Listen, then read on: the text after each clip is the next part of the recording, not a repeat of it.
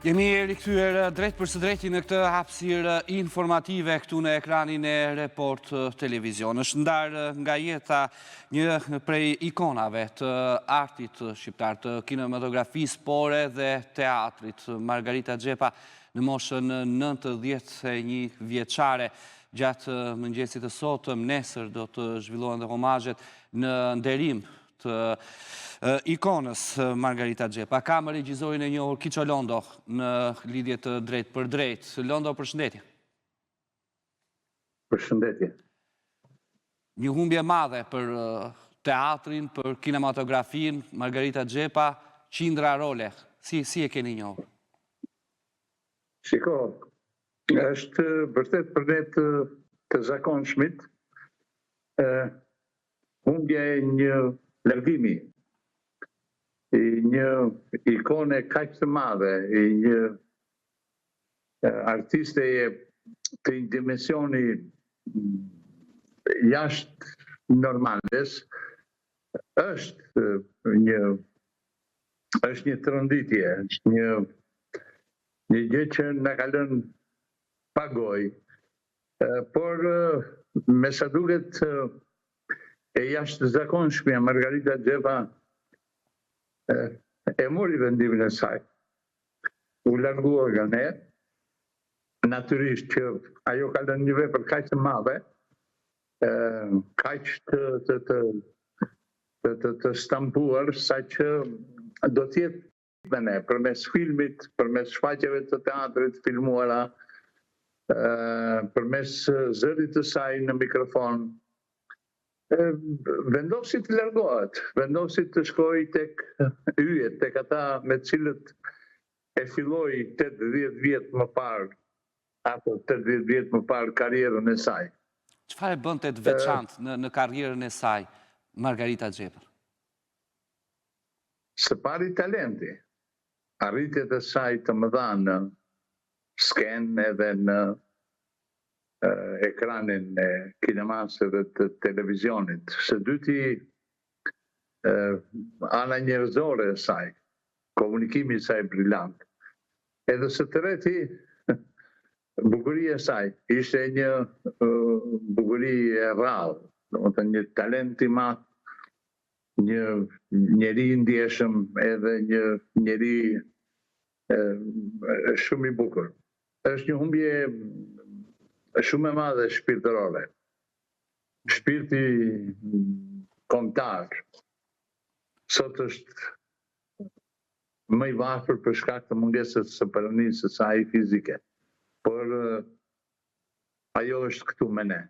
Domethënë na ka lënë kaq shumë gjëra sa që jo vetëm bota e teatrit, e kinemas, e televizionit, por edhe libri, edhe muzika, edhe piktura, sot janë në zi.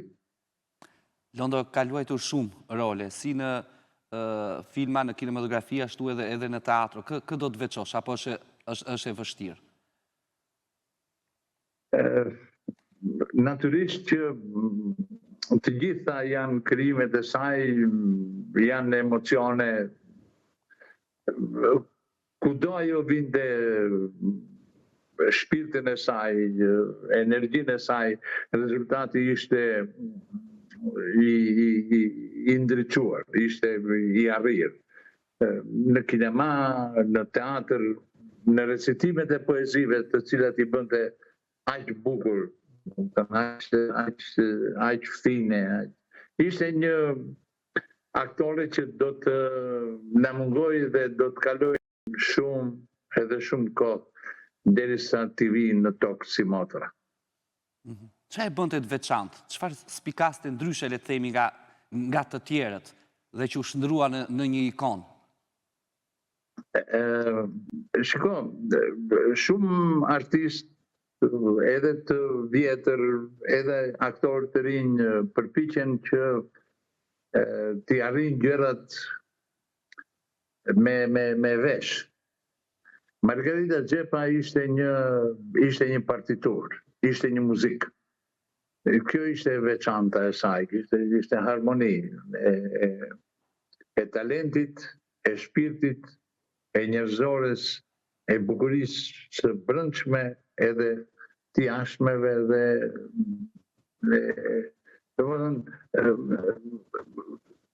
kudo që hynte ndriçonte.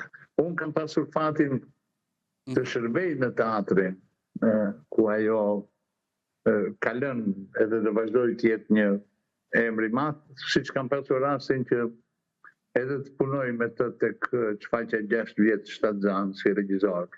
Erdhi me një rol fare të vogël.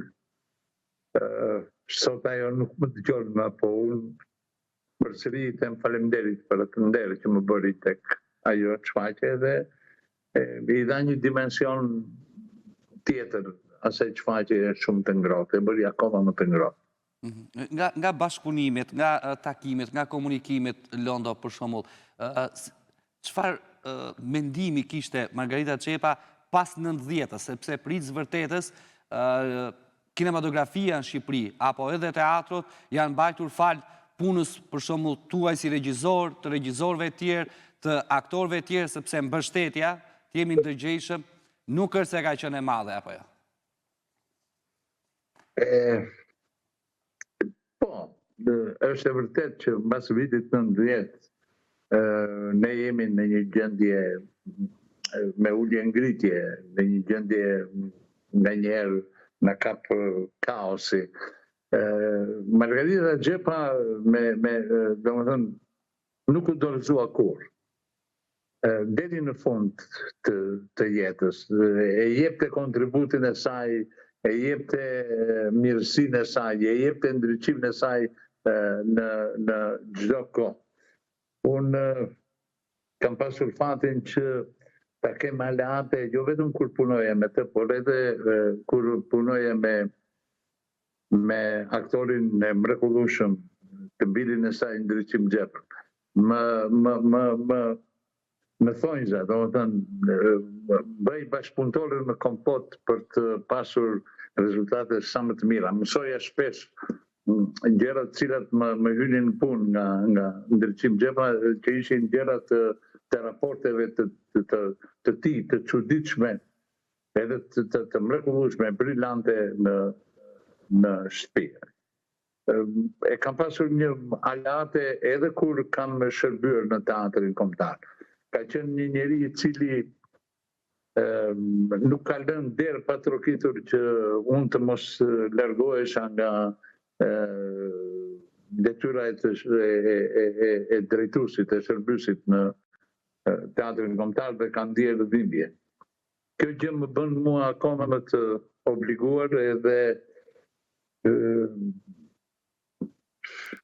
shiko se është edhe ditë e vështirë për të folur sot jemi në momentin që nuk duam ta besojmë akoma që nuk bëhen kollaj njerëz me dimensionin e Margarita Xhepës, edhe kur i humbasim kuptojmë që jemi më të varfër. Sot jemi më të varfër, më të rrudhur, më të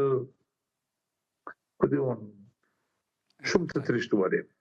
Londo, unë të falenderoj, shpreh ngushëllimet për ju, por për të gjithë kinematografinë shqiptare, për të gjithë artin në Shqipëri, siç ju e përmendët, është ndar gjithë hapësira shqiptare kudo në glob sot është në zi. Faleminderit Londo, falenderoj shumë. Ishim me regjisorin e njohur Kiço Londo në këtë intervistë drejt për drejt. Do të shkojmë tani me kolegen Blerina Goce.